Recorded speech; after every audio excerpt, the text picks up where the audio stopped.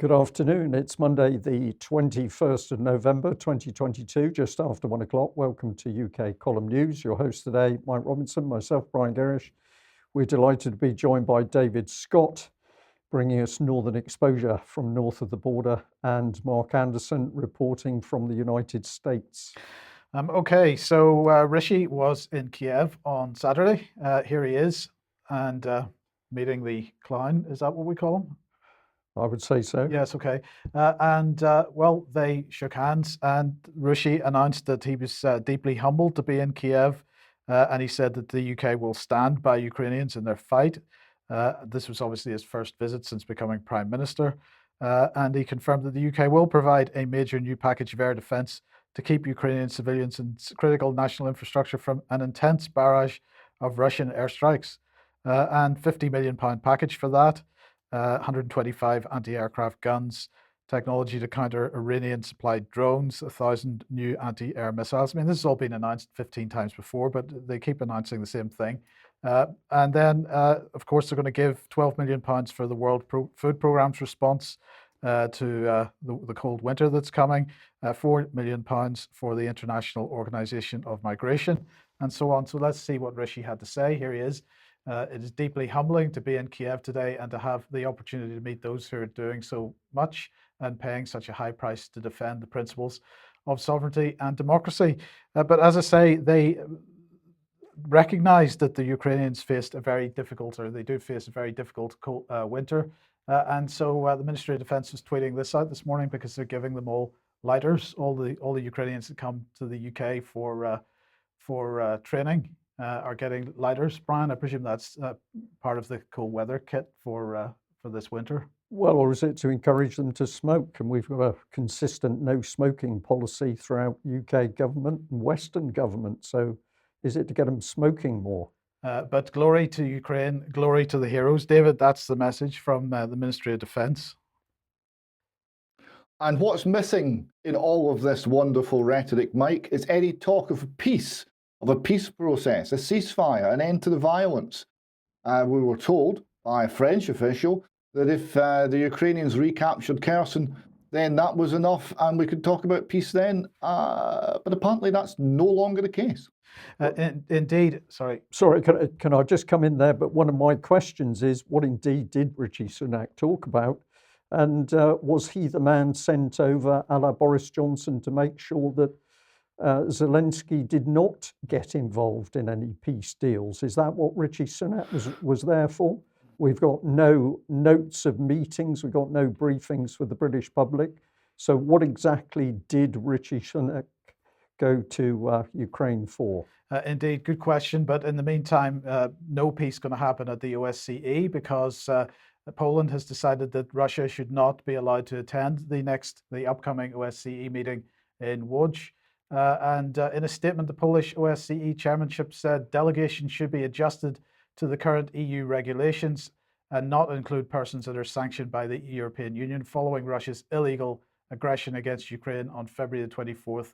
A number of Russian nationals were added to the list of sanctioned individuals, including Minister Lavrov. So Lavrov not allowed to attend the OSCE meeting. This was the response from the Russian Foreign Ministry. This violates the OSCE rules of procedure and decisions of its policy-making bodies and has caused irreparable damage to the authority of the entire organization. Poland, with the support of its associates from the Western camp, is pushing the OSCE into the abyss. So, David, no prospect of any negotiations or discussions at another international get-together where an opportunity may have come up to do exactly that? Indeed. I mean, how many opportunities do they need to throw away before it starts to look like they're not interested in peace at any price and at any time? This is very worrying. The time for negotiating is now. Right? There's not too much happening on the battlefield.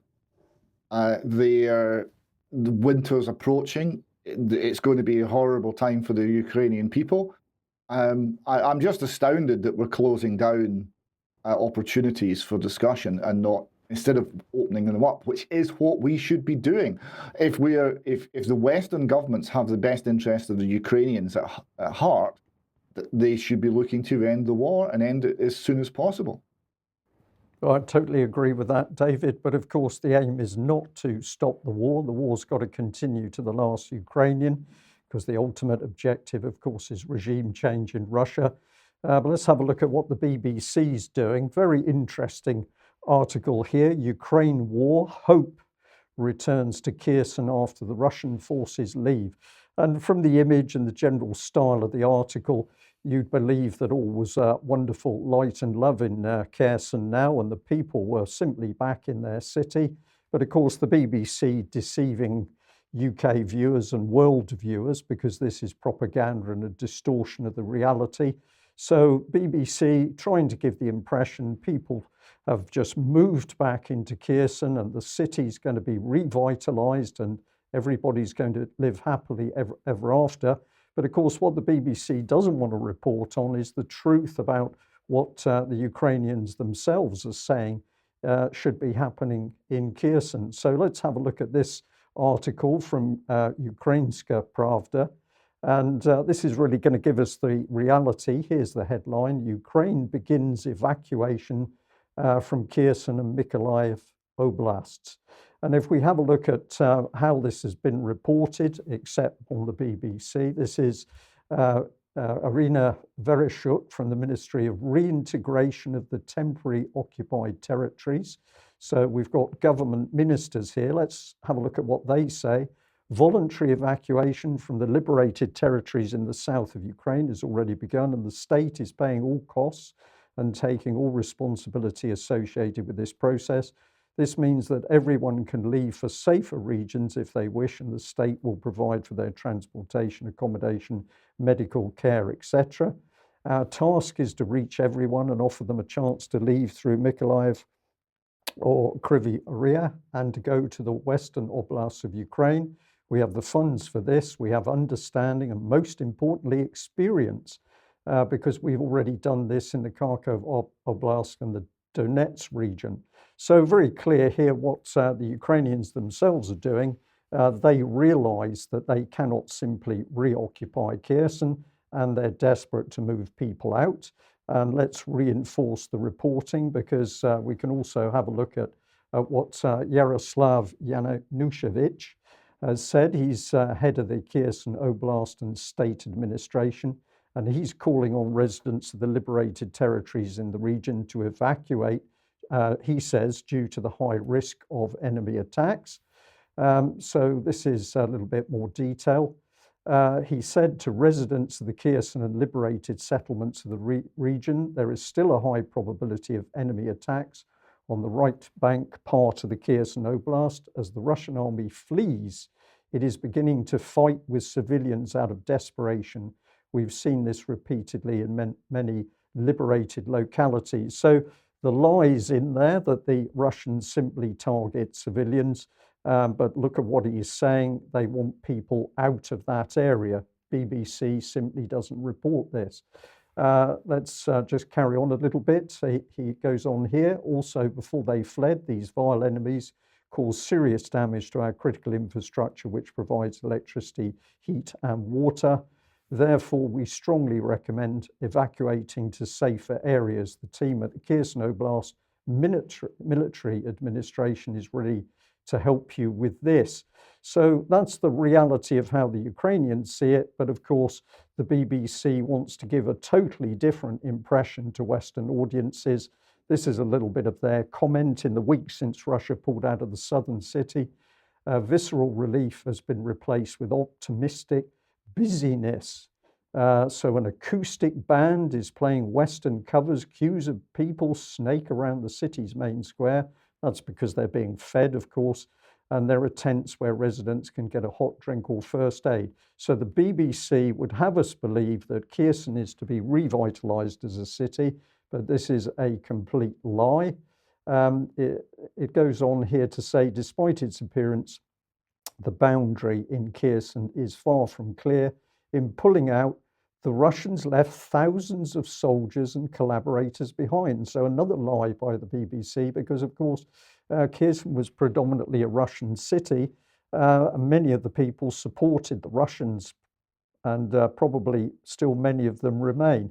David, you wanted to come in there.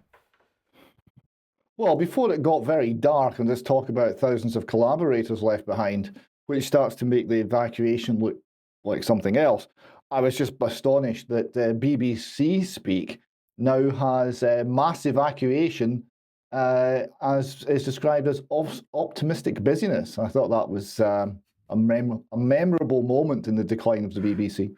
Okay, thank you for that. Well, let's just put the big man back on screen, because Yaroslav actually said in the BBC article what he really wants. He wants everyone to feel safer, and he also wants every Russian collaborator to be punished. So I think we know what sort of man he is and what that's going to bring to Kherson. But of course, the BBC will not be investigating that. But let's follow it through. This is daily news. The Ministry of Economy told how many Ukrainians lost their jobs and went abroad because of the war. So more quotes from the Ukrainian officials themselves. Tatiana Berezina here, saying the war is destroying Ukraine's labour market. Fighting continues where 10 million workers were employed. At least 5 million people lost their jobs. Hundreds of workers died in the fighting. And she goes on to say about 7 million people have already left Ukraine due to hostilities. This level of employment has increased significantly. Unemployment, beg your pardon, thank you, Mike. So we're clearly seeing the state of the country here being reported by its own officials. But what's interesting with this particular lady, the Deputy Minister of Economy of Ukraine, is if we have a look at a little CV here, we find something interesting. She's done an internship at the Parliament of Canada as a scholarship holder of the Canada-Ukraine Parliamentary Programme. So is she working for Ukraine, or is she working for the interests of the Western Canada? It's difficult to tell. But here's the real meat from Ukrineinform. War leaves 53% of Ukrainians unemployed. And note the date on that report. So the situation has declined. The BBC is not going to talk about the reality of this. And on top of the unemployment, Ukraine has now lost, some sources are saying, over 50% of its electrical power infrastructure. And recent Russian attacks have now targeted the gas supplies. So the reality is Ukraine is now an empty shell. It doesn't function as an economy. And the West is controlling the war and the remains of that economy with soft loans. Just to ram the point home here, here's the Deputy Minister of Economy of Ukraine.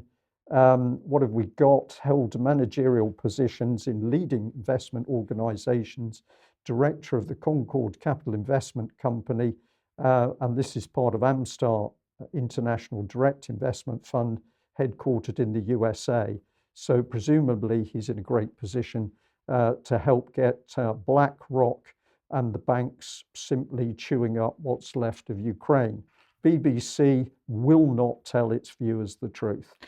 Okay, well, Brian, just talking about the numbers of people leaving Ukraine at the moment, let's have a short piece of video here from Dublin. I'm a resident here. I want to know what's going on. What's your name?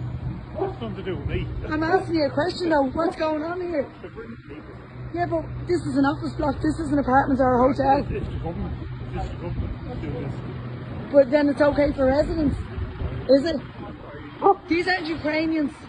Now, there's not one woman and child on this bus either. Not one woman and child.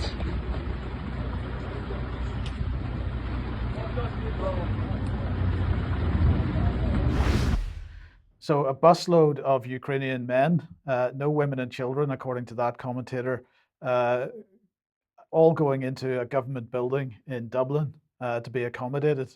Now, I was just interested to have a look at what the rules are for entry into Ireland from Ukraine. So let's have a look at this. This is from Citizens Information website, coming into Ireland from Ukraine. And it says, citizens of Ukraine do not need a visa to travel to Ireland. You also do not need proof that you have a COVID-19 vaccine, and you do not need to take a COVID-19 test before you arrive. If you do not have a current passport, you can use other forms of identification to travel to Ireland, for example, national ID card, expired passport, or birth certificate, the Irish government has asked airlines to accept these documents. When you arrive in Ireland, you should speak to an immigration officer at passport control. You may be brought to City West Convention Centre in Dublin. You can apply for temporary protection under the Temporary Protection Directive, and you can apply for a PPS number, which will allow you to apply for payments. If you arrive at Dublin Airport or Dublin Port, the accommodation is not immediately available. You'll be offered support from non-government organisations.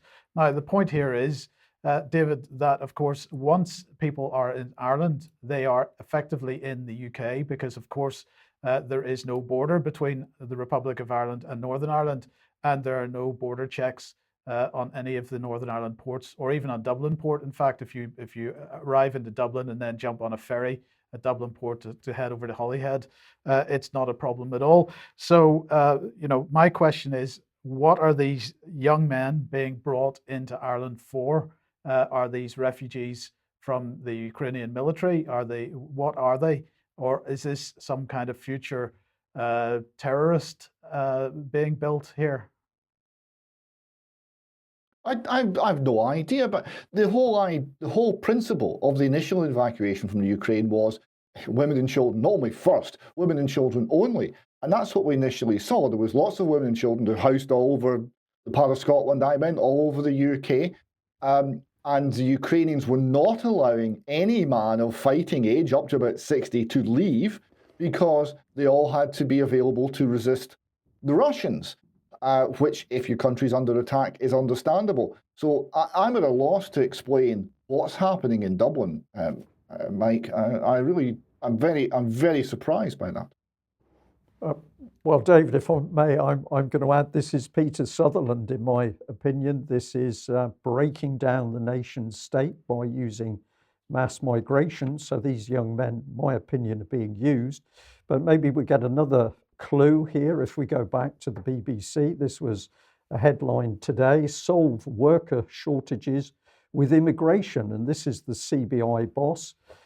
So the UK should use immigration to solve worker shortages and boost economic growth, the boss of the UK's biggest business group will say on Monday. Tony Danker will call on politicians to be practical about immigration at the CBI's conference in Birmingham. He'll also say that the UK should enable economic migration in areas where skilled workers cannot be found. Well, we've got no skilled workers because, of course, we've destroyed the education system to create those workers.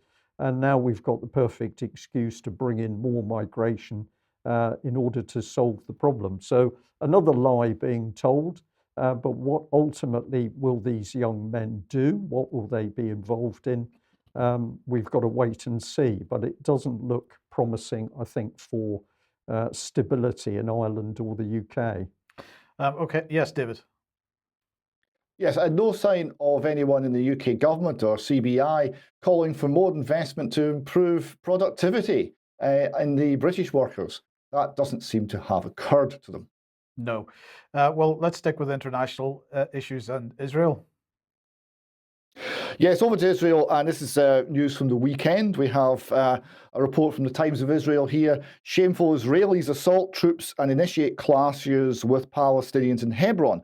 One soldier and 2 Palestinians injured by attacks in the West Bank during the annual pilgrimage. Military chief condemns shameful and disgraceful criminal behaviour. And this, let us remind everyone, is criminal behaviour by Israeli Jews within Hebron. The Times of Israel continues Israelis clash with Palestinians and security forces in the West Bank city, leaving 3 people hurt. The clashes came when there were thousands of Jewish Israelis in for the weekend as part of an annual pilgrimage to the city. According to Israeli Defense Forces, Jewish worshippers being escorted by the army to the tomb of Othniel ben Kenaz attacked Palestinians with stones, who responded with stone throwing in turn. And the Times of Israel also continues, the West Bank has been on edge in the past year.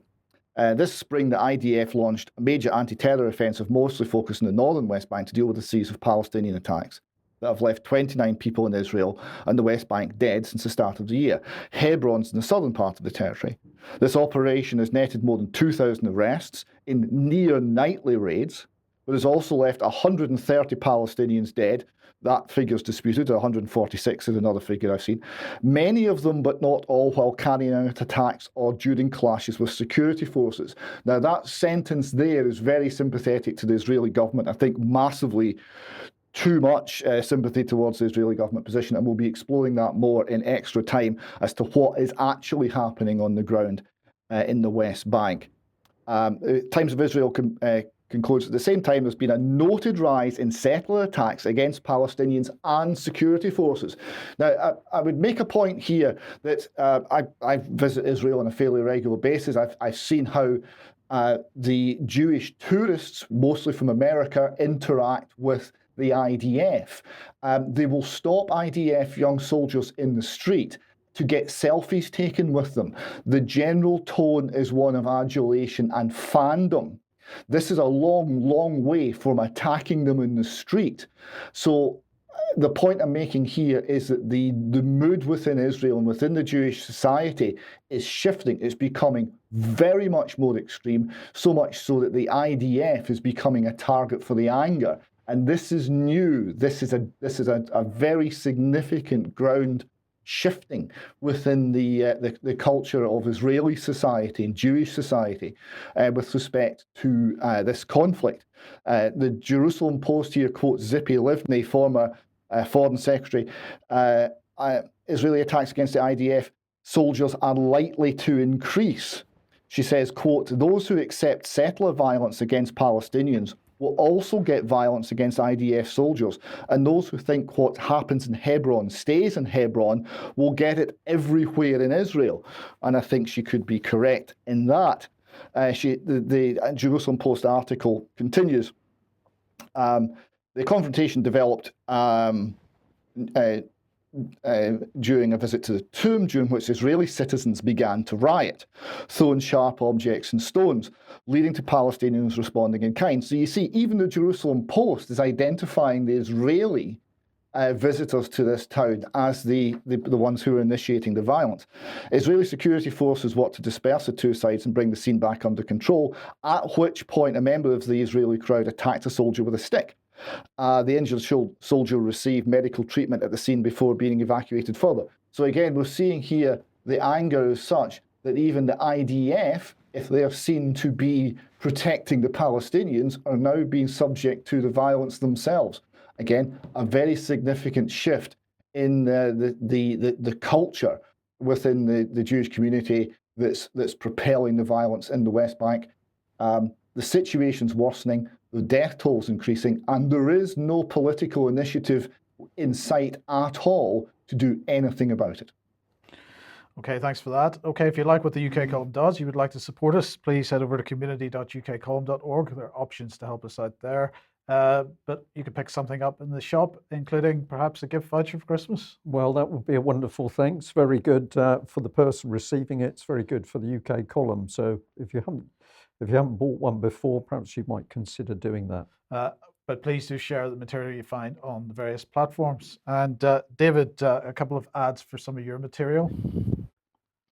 Yes, we have an interview here with Bob Murphy, Austrian economist, to cover, well, many things about the Austrian School of Economics and the situation within the economy. Lots of interesting comments about inflation and its causes and exactly what the trajectory is there. So I hope people will catch up with that interview. Also, we have an interview here with Professor Enos, who was one of the very first to stand up against the COVID tyranny and has been there all the way along. So this was a bit of a retrospective, a look back at the whole COVID crisis right up to the present day. A very interesting interview with a lovely man. And on the subject of lovely men, we have an interview just up with Brad Skistimus. This is 5 times August, the man who's generated the soundtrack to the resistance to COVID tyranny, and he's now taken all of his songs and put them into an album which is called Silent War. It's available on all the normal downloading websites, and also on his website you can get a CD. The vinyl edition is sold out, as you see, so hopefully people will support Brad and buy his music. Excellent. Well, let's Let's bring in Mark Anderson. Mark, thank you very much for joining us at this early hour for you. US Supreme Court, what do we start off with here? This past summer, when the Supreme Court of the United States overturned Roe v. Wade, there was talk of a leak prior to the official announcement of their decision. The way the Supreme Court works is typically in the fall of a given year, they'll argue a case, and some months later, the following spring or summer, they'll rule on a case. So there's a gap there in time. Now, that gap needs to be shortened, and we'll talk about that in a moment. But now, in the wake of the overturning of Roe, where they say there was this leak, again, prior to the actual announcement that they overturned Roe, now there's this article appearing that back in 2014, the same Supreme Court justice that wrote the majority opinion for overturning Roe, Samuel Alito, allegedly leaked a Supreme Court ruling at a dinner with two high-powered Ohio GOP donors that have given a lot of money to an evangelist, a Christian evangelist, conservative, he says, named Rob Schenck. And he was born in New Jersey to a Jewish family and said he converted to Christianity. At any rate, these two donors they had dinner with the Samuel Alito and his wife in 2014, prior to a major ruling at that time. And they said, this couple, these donors, said they got advanced knowledge from Alito of how he was going to rule on the Hobby Lobby Burwell case. And that case had to do with contraceptives. Hobby Lobby is a arts and crafts store, and it's run by conservative evangelicals, the family that owns the business. And Hobby Lobby won the case, and the court ruled that they did not have to cover contraceptive coverage in the insurance provided to Hobby Lobby employees. So that was seen as a victory for the religious right, as they're defined by the mass media. So again, supposedly, Mr. and Mrs. Alito at this dinner with these two donors, Mr. and Mrs. Wright from Ohio, leaked this decision ahead of time. And then the evangelist Rob Schenck then supposedly benefited from this. And what all this boils down to, amid the complexities, is that as we speak now, fast forwarding to today, the Senate Judiciary Committee, citing the Roe overturning and citing this Hobby Lobby case from 2014, they're basically saying the Supreme Court has committed two unforgivable leaks ahead of time of major social issue decisions. And so now the Senate Judiciary Committee is coming down on the Supreme Court of the United States for so-called ethics violations. But regarding the 2014 Hobby Lobby case, Justice Alito denies leaking in advance the Supreme Court's ruling on that contraceptive coverage. And Mrs. Wright, Mr. and Mrs. Wright, who were the two donors that had dinner with the Alitos, and they supposedly received the leak, she also denied that Samuel Alito tipped her off on how the court would rule in 2014. So there's a lot of moving parts in this one, but it comes down to the liberal establishment and the media establishment doing anything they can by hook or crook to call into question the validity and the legitimacy of the Supreme Court of the United States itself, because overturning Roe was such a huge blow to the liberal establishment after almost 50 years of having their death cult, their abortion industry in place under Roe v. Wade. And the liberal establishment has suffered some serious losses under Alito and under the generally conservative Supreme Court in recent years, going back to 2014. So they're really just trying to impugn the reputation of the court, especially of Justice Alito, and try and make it look like the court is guilty of all these ethical breaches, when the only time a actual leak evidently took place was right before the Roe decision. But evidently there was not a leak, at least not a leak that Alito is aware of in the Hobby Lobby decision. So we're looking at something very disingenuous here, an attack on the court by the liberal establishment, which is beginning to lose the narrative.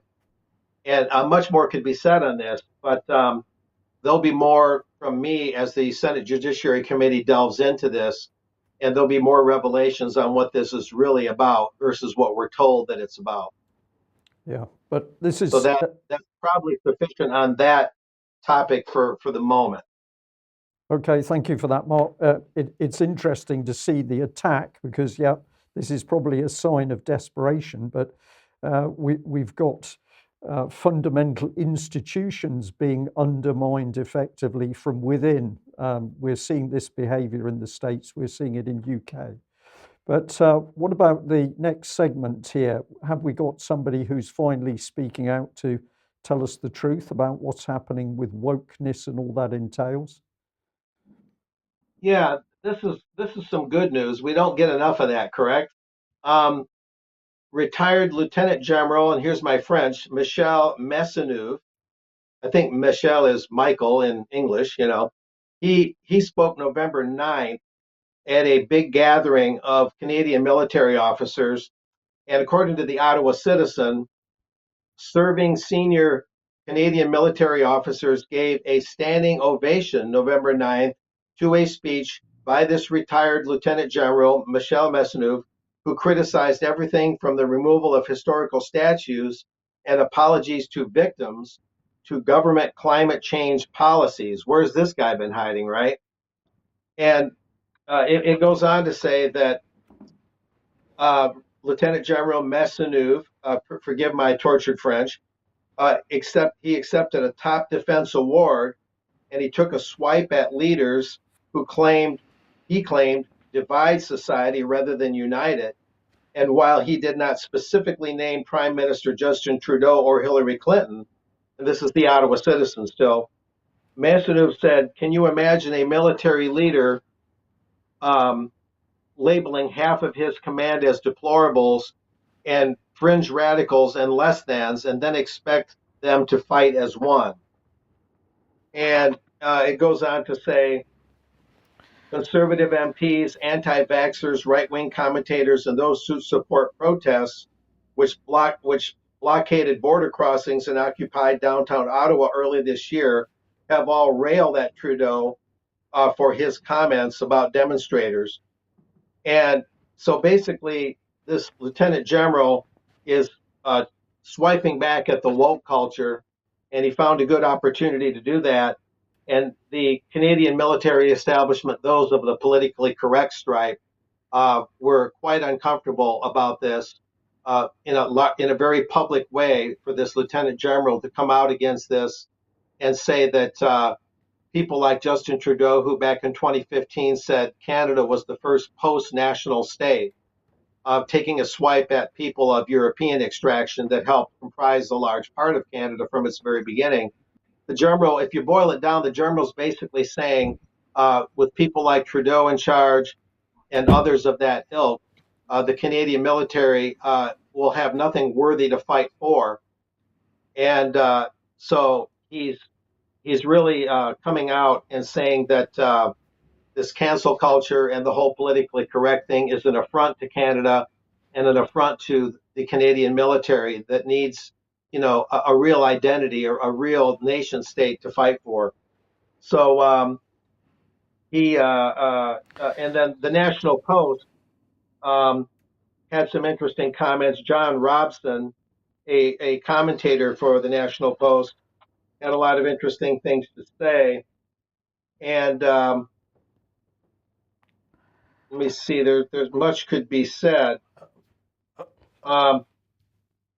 So, Mark, Ottawa Citizen basically, the response in this article shows that the military really picked up on what he said. I find this very encouraging that one, the man had the bravery to speak out, and two, he got such a fantastically positive response from his military audience. This tells us, of course, that many people can see through this agenda. What's Mike Pence got to say with his "So help me God"? Is he actually doing something productive, or the opposite? Well, Mike Pence, this is a very interesting case. He's going to be interviewed this coming Monday the 28th of November by the Chicago Council on Global Affairs about his new book. And it says here, Vice President Mike Pence on America's role in the world. And now that's very notable. The main thing he's going to be talking about is his role in upholding the results of the 2020 election and his supposed resistance against those Republicans in Congress and Trump for wanting an election recount and claiming that the election had been stolen.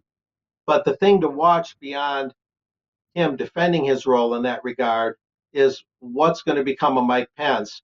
And him speaking to the Chicago Council, which of course is the former Chicago CFR, is indicative of a major change, a potential one for Mike Pence. Is he only going to talk about his role in supposedly upholding those legitimate election results from 2020? Or is he going to get more into his newfound view on globalism? And this happened, as you're showing, to Mad Dog Mattis, Jim Mattis, a couple of years ago. He used to be Trump's Secretary of Defense for 2 years, and he took a 180 about turn and completely repudiated everything that Trump stood for. And the next thing you know, Mattis was speaking to the New York Council on Foreign Relations and to the Chicago Council on Global Affairs with a new book, just like Pence is. And as I wrote here in one of my Truth Hound articles at the time, Mad Dog Mattis sold his soul to globalism. And not only did he turn his back on Trump, he turned his back on America first. He turned his back on American sovereignty. He wrote an article for the CFR journal Foreign Affairs, and he went in both feet with the globalist crowd.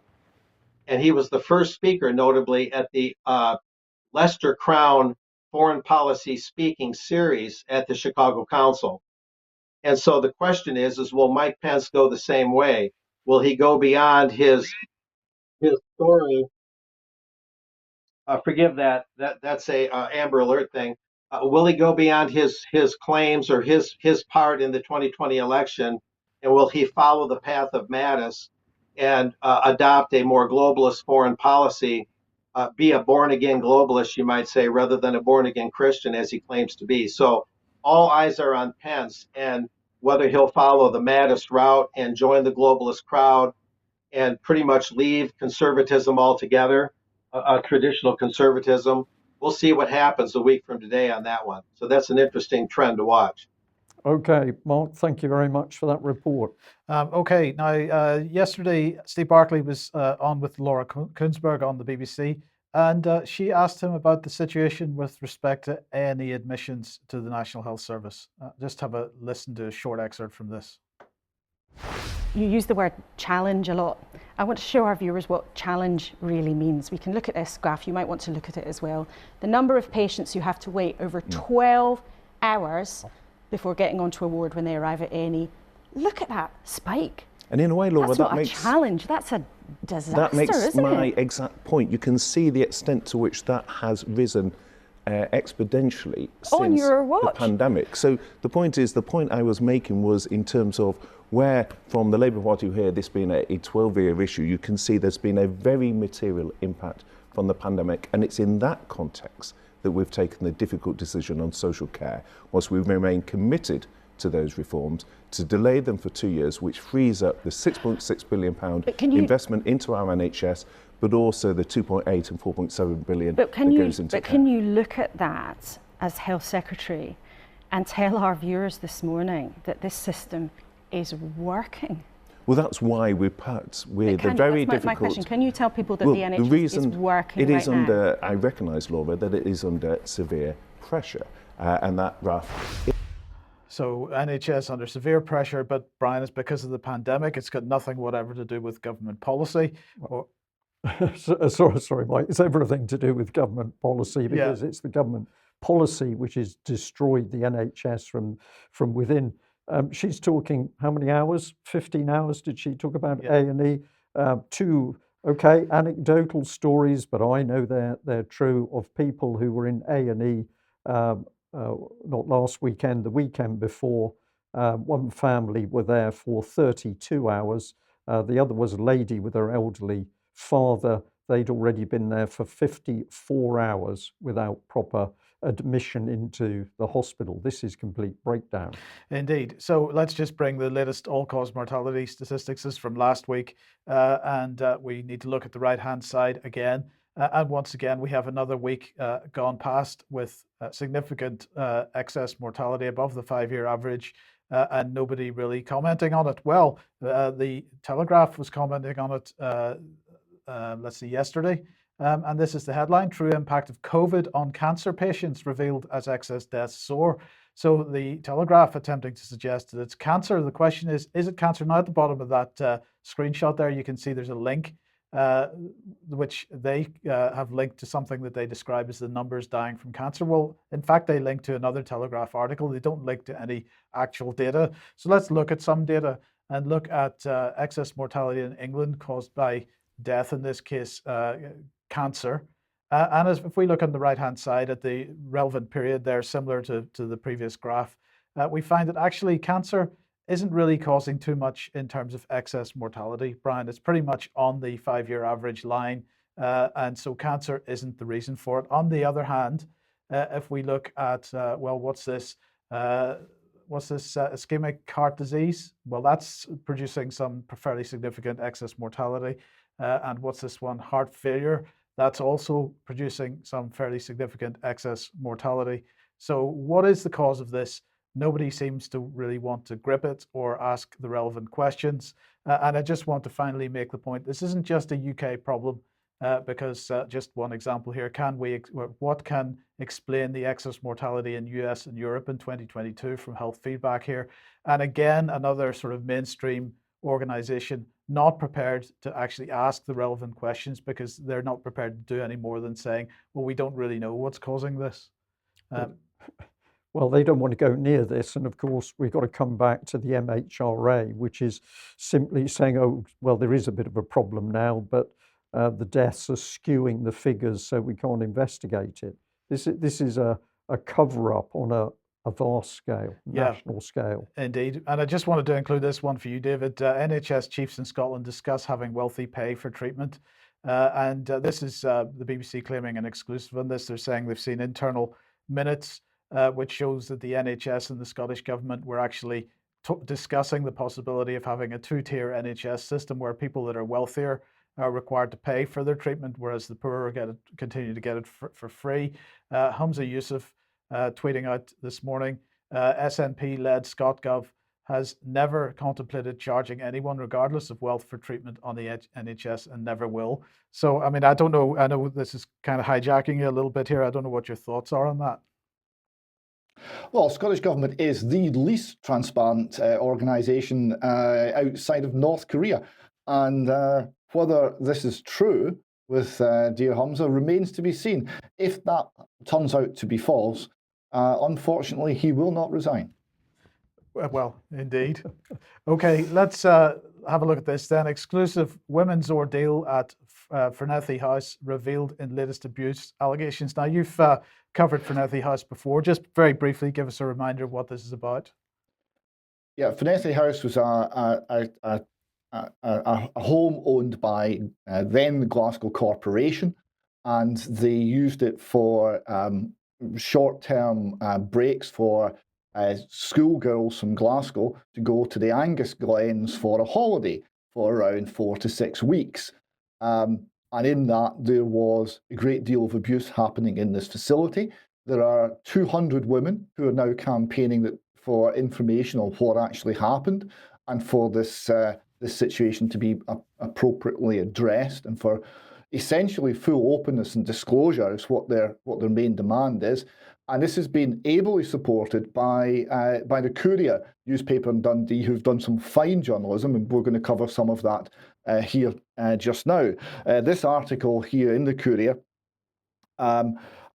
reports Shan Cruden, her ordeal.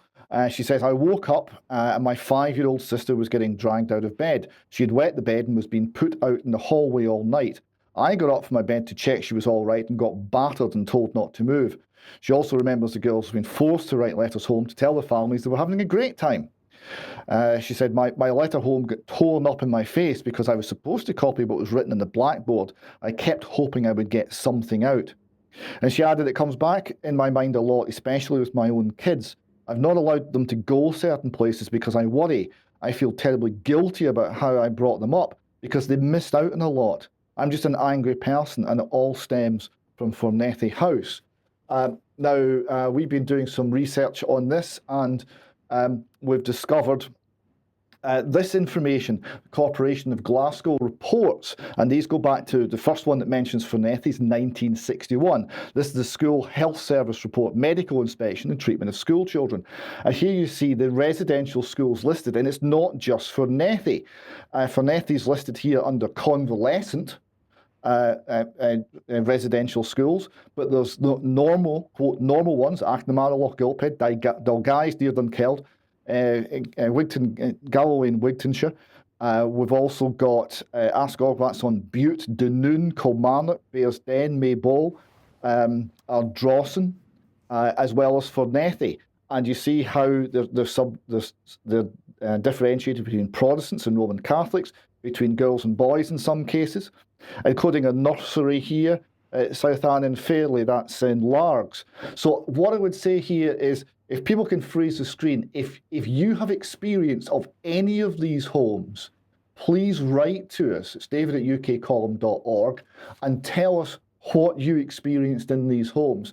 Because for Fornethi, we know there's 200 women already come forward to say they experienced abuse.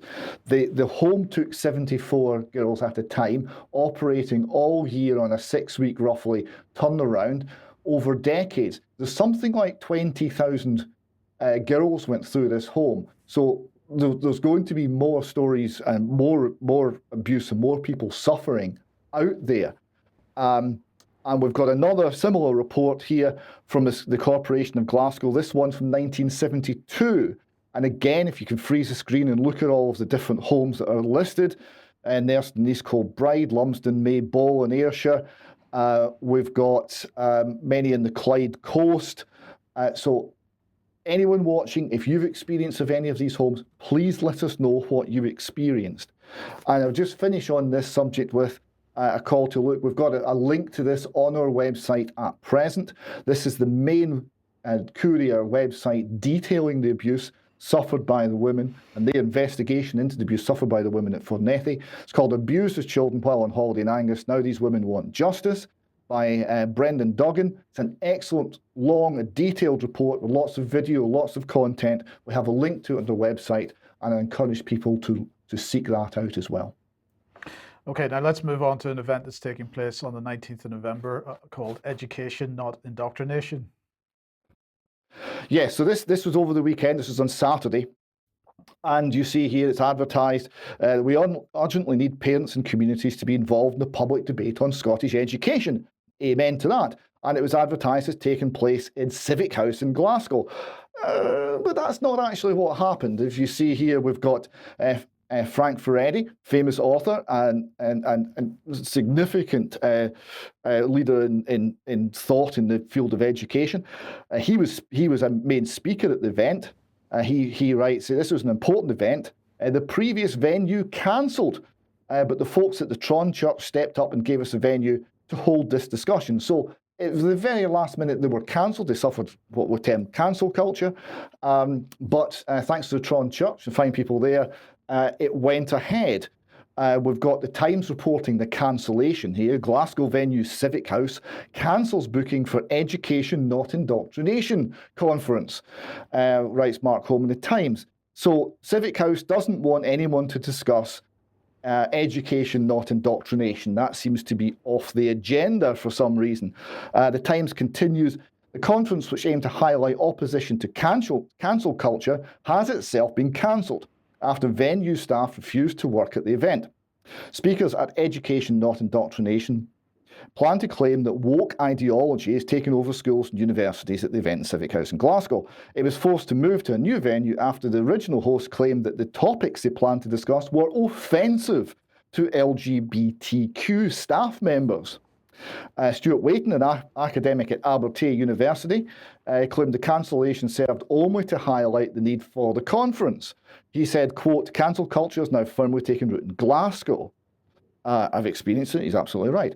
The whole point of this conference is to have a discussion about some of the dogmatic and ideological developments in schools, developments that clash with the idea of an open liberal education for all. This attempt to cancel the event is illustrated of the dangerous and deeply intolerant times we live in, where any discussion or disagreement about issues like race and gender are silenced. In an email to the conference organisers, Agile City, which operates Civic House, said, the content of the event has been highlighted to us via online marketing and through further research to be in opposition to the values held by our team. So the values weren't good enough. As such, the staff who were booked to manage the event are not willing to work. So there we go. They were called. Now, I had a little look into who specifically might have cancelled this. The most obvious person I could come up with, and apologies to this lady if she was not involved, Katie O'Grady. She's a community program coordinator and head of front of house at Agile City. Her background, we see here from the Scottish Contemporary Art Network, is she's a creative producer living in Glasgow. Recently finished her master's at Glasgow University in curatorial practice.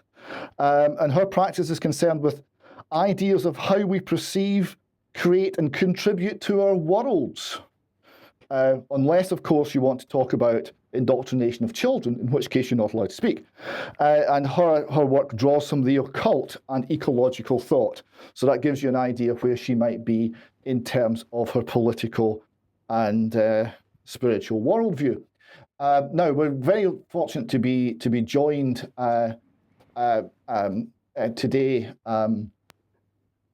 by Richard Lucas, who was a speaker at the event, to give us a little bit of an idea of what was actually discussed. It will be online in a few weeks, but we'd like to know a little bit more about it. The feedback, Richard, I've got is it was a positive event and full of people who are active and well-informed and keen to work in an energized fashion. Is that what you found? Absolutely. It was a good group of people from all sorts of backgrounds coming together with particular concerns about different aspects of the indoctrination going on in Scottish schools, but united in the view that it's just got to stop. Schools are not supposed to be political activism training camps, but that is what they're being turned into under the Scottish government. So there's the usual sex education, transgender, but also the critical race theory, and also the promotion of a sort of globalist worldview as well, through a formal assessment system with the OECD that the Scottish government has signed up to. They talked about this sort of obsession with well-being and trying to teach children that they're vulnerable and need to be dependent on adults, particularly dependent on agents of the state as well, in order to get through their day at primary school. So there's all different aspects. And just the fact that the event was happening was really encouraging. I think parents, teachers, and pupils as well in Scotland are starting to wake up to what's going on in schools. Yes, thanks very much for that, Richard. Richard will and Stuart Wayton and many others will be joining us on the 15th of December for a UK column special on education, not indoctrination. So we'll have more details for everyone about that shortly. Just before we leave you, Richard, next steps in terms of what came out of this conference? Are there next steps that have been identified and things that are happening immediately? I heard something about the formation of a union, a kind of collectivist organisation to allow people to resist this and not be alone and not be isolated. That's absolutely right. The Scottish Union for Education is its very early stages, but it is going to be launched as an official organisation. It won't be the sort of union you join to get a lawyer, if something goes wrong at work. Not that sort of union, but a union where you can bring these problems and discuss these problems and to pass on the issues. A lot of teachers in particular are very worried to speak openly about their concerns about the education system because they fear for their career. So the Scottish Union for Education can represent these views, be a forum, be a medium for communicating these views to the wider public and to the government. So yeah, I think it's a very exciting development. I will look forward to seeing it flourish in the future. Richard, thank you very much for that. I look forward to talking to you more. And Richard has got an interview with us coming up in following weeks as well. It's being worked on at the moment. Until then, Richard, thank you very much. Well, David, I'll say very good to see people really standing up to be counted. But of course, the agenda that's coming through, promoted by the media, BBC fully involved with this. I've taken just a little segment out of BBC Media Action here because I've discovered that they've got a major campaign running on equity, diversity and inclusion. I will do more on this, but this is the document that I discovered from earlier this year. They are going to change the world. Let's not beat around the bush. Media action is going to make all people equal. It's going to give promotion to minorities. It is going to create the most beautiful world. And this is all going to be done in line with sustainable development goals. So what we're actually seeing is the UN agenda coming in through the BBC. And this is in particular, of course, going to target young people, and it's going to target vulnerable people. We will do more to reveal what BBC Media is really up to with, of course, its government funding. But let's stay on the propaganda trail with the BBC. And a few days ago, we had this man on screen, Yuri Sak. He was commenting on what was about to happen with Kherson City. We're almost fully in control. And he was labelled by the BBC as an advisor to the Ukraine Defence Ministry. Well, I'm going to say we're pretty sure that this is the man, partner and director of special projects at CFC Big Ideas. And note on the right that he's not only working with the Ministry of Defence of Ukraine, but he's also ex-University of Oxford.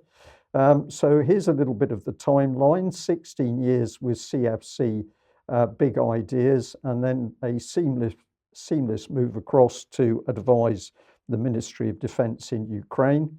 But what's his education background? Well, the University of Oxford. He's also been with the Ukrainian Institute of International Affairs, Kiev State Institute of Theatrical Art, always useful, and the University of Wolverhampton. So this is a very internationalist agenda.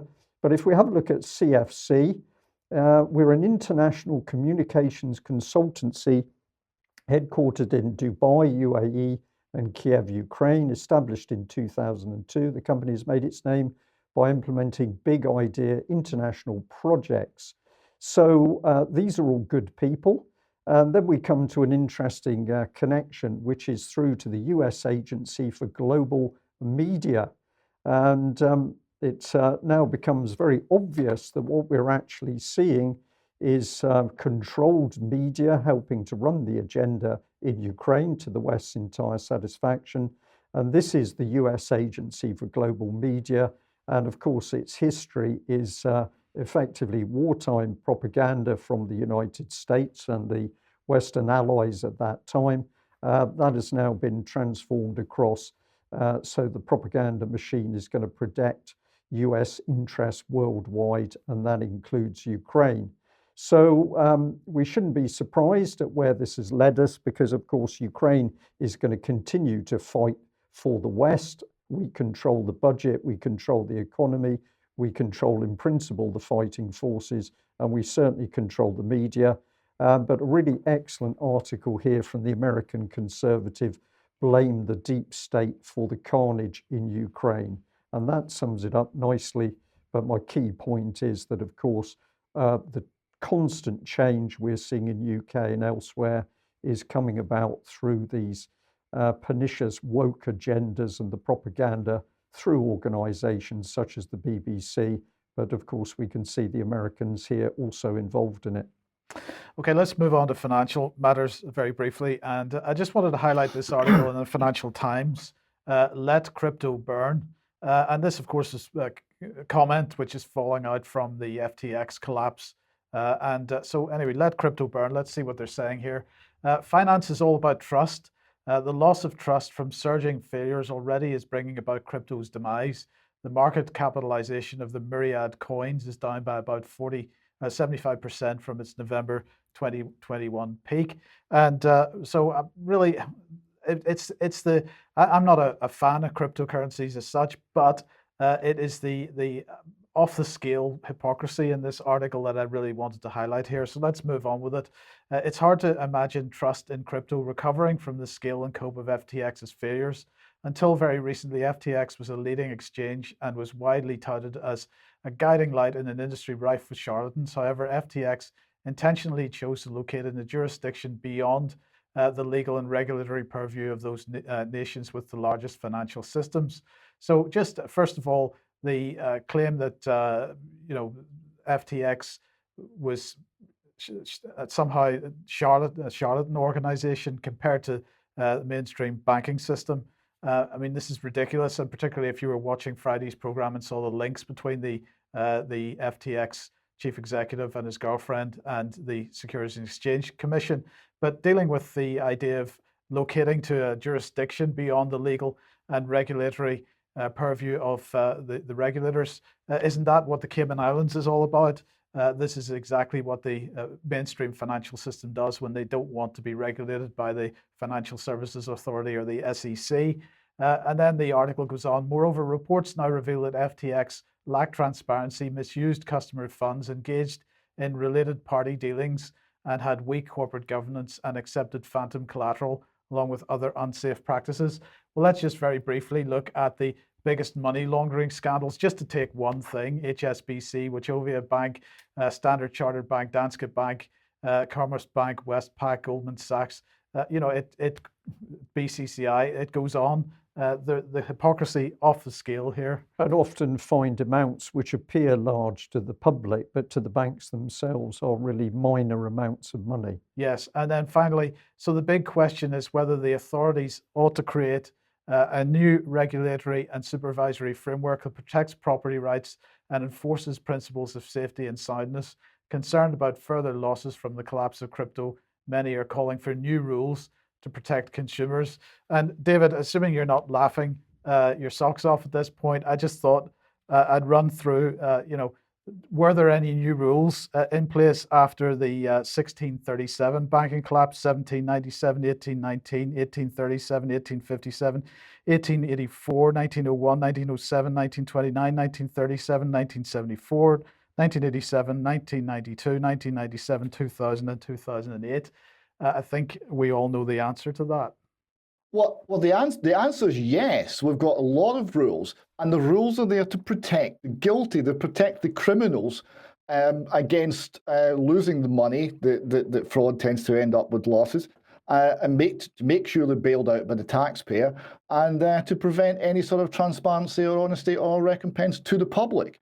The rules are not our friend. The rules protect the criminals. Something that was made in one of the articles on the FTX that we linked to. A follow-up article is got a link on our webpage at the moment. It's called FTX Worse Than Enron, and that's the assessment of the person who's dealing with the liquidation. Who was the liquidator for Enron? And he says this is the worst he's ever seen in terms of corporate mismanagement. So it is a terrible situation, but the rules will not help us. No, indeed. Okay, let's move back to the United States, David, and an older story, but with some recent developments. Yes, and one that really talks to a lot of the problems in the society that we've been covering today. So this is the Army Times, United States, from October 2001, a year ago, over a year 2021, ago. 2021, yeah. Sorry, beg your pardon. 2021, beg your pardon, a year ago. Quote, she was just doing her job. A homeless vet loses a service dog during arrest for panhandling. So this is Joshua Rohr. So he was in a town called Gastonia, a shopping centre, with his dog Sunshine. Sunshine Ray is the name of the dog. On October the 13th, when a 911 caller contacted the police. Now, Rohr wasn't bothering anyone, but the caller said that having the dog with him was his way of using sympathy to get money.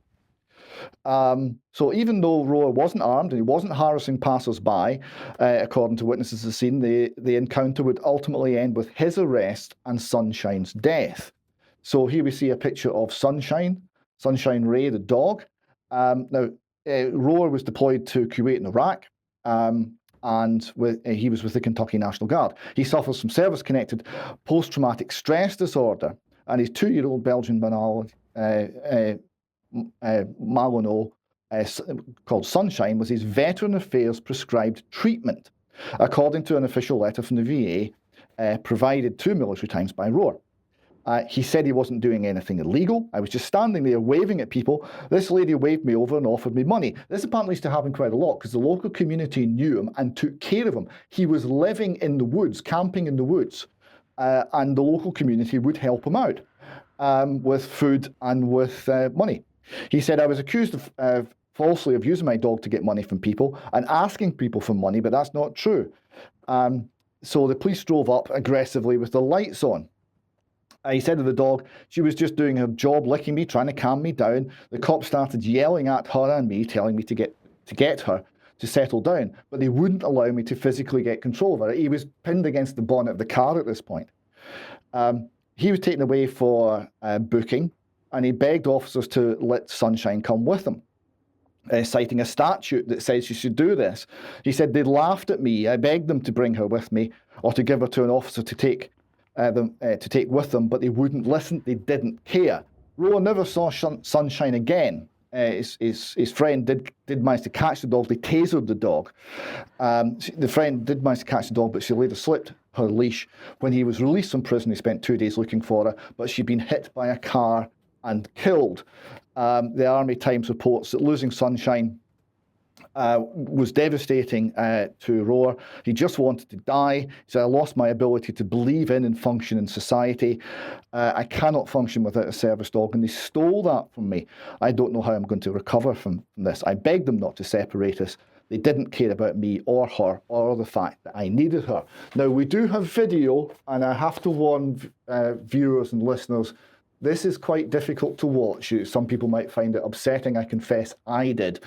But nonetheless, it brings out very important points about how we're treated by those who are there to allegedly protect us, and the callousness that anyone who's vulnerable is likely to receive from the state.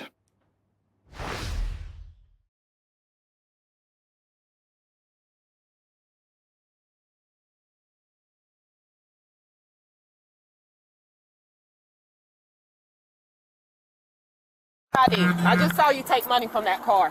Yeah, you saw me take money, but you didn't see me ask for it. All right, let me get your ID, okay? You can't ask for my ID for yes, I can. giving me money. Okay, get your dog, okay? Yes, I can. It's called panhandling. But it's not panhandling if I didn't ask for it, is it? ID. You can give me your ID or you can go to jail for RDO. Which one you want to do? What's the ID for that? Because I'm about to write you a citation. For what? For panhandling. That's not panhandling. Yes, it is. No, it's not. If you come up to me and give me money... You walked out to the car. Because they stopped. Did you see them stop? Give me your ID. You saw the whole situation. Give me your ID or you're going to jail for RDO, which is resist, delay, obstruct. Okay? You're going to write a disabled veteran that's living in the woods a ticket. Yes, because I asked you not to do it, and you I didn't do it. You and I see sit me. there and watch I'm packing my stuff up. I sit there and watch you. You watch me walk up the sidewalk. You're back in Third City. I'm out with that subject. Like, you literally watched me walk up the sidewalk. Okay, give me your ID, sir. Give me your ID. You're going to write me a ticket? Yes. Oxford and Gastimal Drive. Yes. I didn't commit a crime. You violated a city ordinance. No, I didn't. There's no city ordinance that says somebody can't give me money. And you obstructed traffic. No, I didn't. They did. They did. They obstructed traffic. Give me your ID. You're the one in the car. Give me your ID, sir. I'm not giving you my ID because I didn't break the law. I'm not doing it. Therefore, he requested a sergeant. I'm doing all right, sir. Just saw with him. I told him he couldn't be on the median. Yeah, and I just saw him walk out to a car to get money. Yeah, I saw him at Circle K the other day with the car. Yeah. So now he's refusing to give me his ID because I'm going to write him for violating the city ordinance. She's trying to write me a ticket because I was walking up this, packing up. She told me to pack up. I told you. I was rolling up my road, and somebody stopped and gave me money. You not and you saw it yesterday. He saw it too. People give me money without me asking. I don't have to ask. Because you're, first of all, I mean, it can be inferred, okay? Because that's the way the law works. Right. Things can be inferred. So if it appears that you're violating the ordinance, that's how that works. Right, but if... So let's tell you... There you go. No, your state ID, not your VA ID. This isn't valid. It's not valid. I need your state ID, not your VA ID. I'm gonna ask you one more time. It's not even valid. Give me your It's state out of ID. date. Turn around. What for, dude? Turn around. Are you kidding me? You don't see this? Somebody help me! Hey, what are you doing? What are you doing? Mama! Hey! What are you Hey! doing? Call your dog off. Call your dog off. Call your dog off. Call your dog off. Call your dog off. Sir, call your dog off. Call your dog off. He just bit me. He bit me. Call your dog off. To Charlie. Call your dog off. Call your dog off. Call your dog off. Call your dog off. We need. To Charlie 10 City. We need more units. We need more units. Help me! Stop! Why are you doing this? Somebody help me! Record! Turn around. Record this! Turn around, sir. Help me! Turn around. Help! Turn around. Why are you doing this?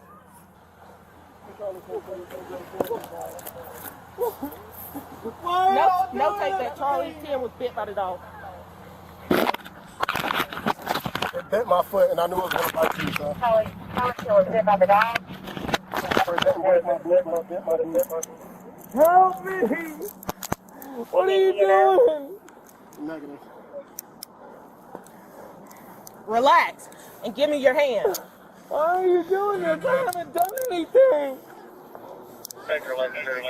I'm cooperating. His dog bit him. Somebody help me record this. I get you, but what? Please help me. Trying to get something from him, and it won't happen.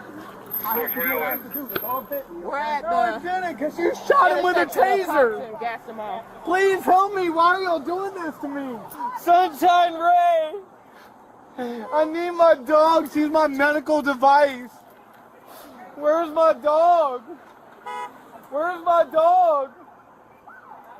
Where's my dog? Where's my dog? And yes, so that's how they treated him. And the callousness on display there, the indifference to suffering, the response to vulnerability with just more aggression, the abuse of the animal, the abuse of someone who's obviously in a very bad place and is personally struggling was just horrendous. We've got here the Charlottesville Observer. They're talking about what happened to the officers. Brooks, the officer who tased the dog, he received Brooks was the female officer, beg your pardon. She received a 3-day disciplinary suspension without pay. And Taylor, the officer who tased the dog, resigned in February. I suspect that his time in that community was over, because any time he went out, he was hearing the phrase Sunshine Ray, because anyone seeing that video simply wouldn't allow him to police them anymore. I think he probably had to resign for that reason. Brooks had posted on Facebook that Rose backers sounded dumb as hell, according to the Gazette, although the department refused to say why she was suspended. Rose panhandling and resisting arrest charges were dismissed. The Gazette reported, although he was sentenced to 2 years supervised probation after pleading guilty to an unrelated charge of driving without a licence. An update on this from November 10th this year, and a much more positive, upbeat termination to it. Here you see Joshua and his new dog, and he's campaigning for justice for Sunshine.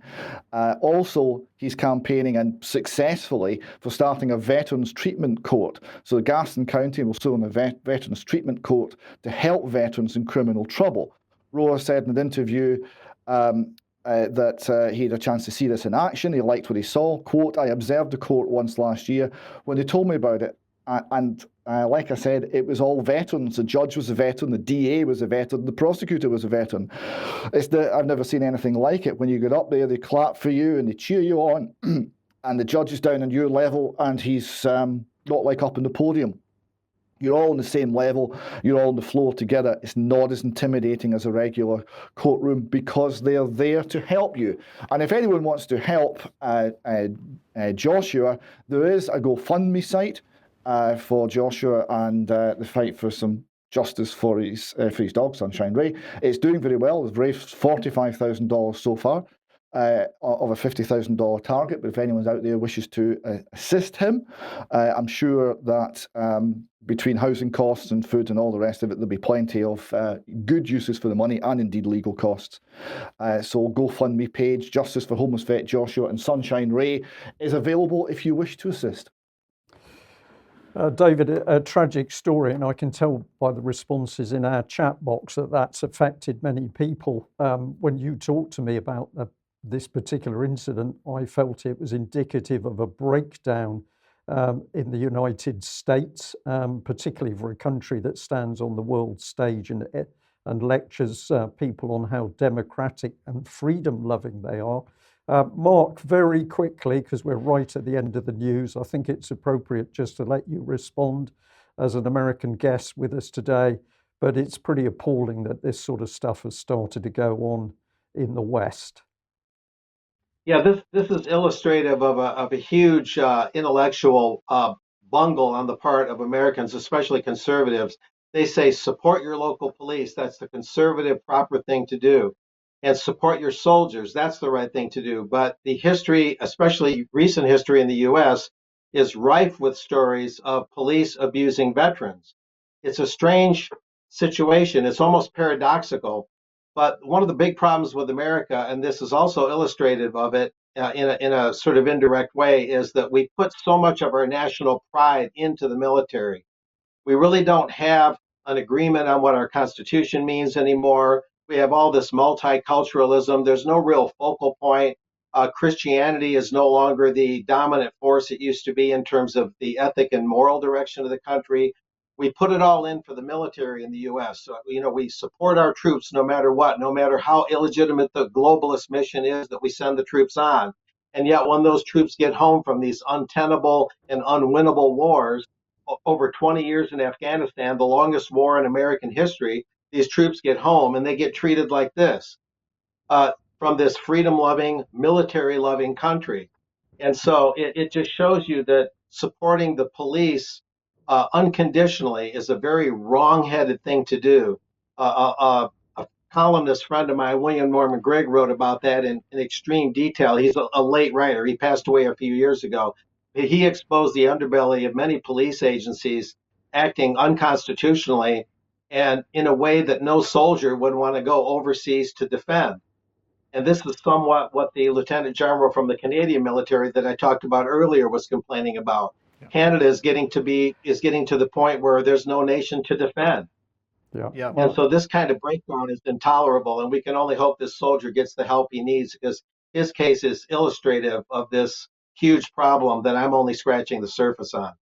Okay, Mark, thank you very much for that. Well, we just end on this one that I came across shortly after I'd watched the video about the dog.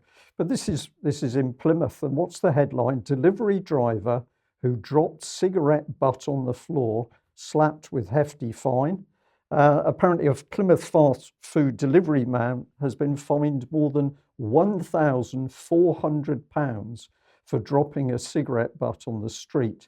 Mohammed Barmi, 31 of Chadlewood Avenue, was caught by a, quote, environmental enforcement officer.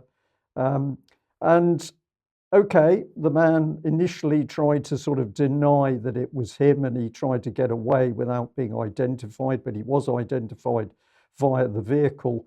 And ultimately he was fined £1,400 for that cigarette butt.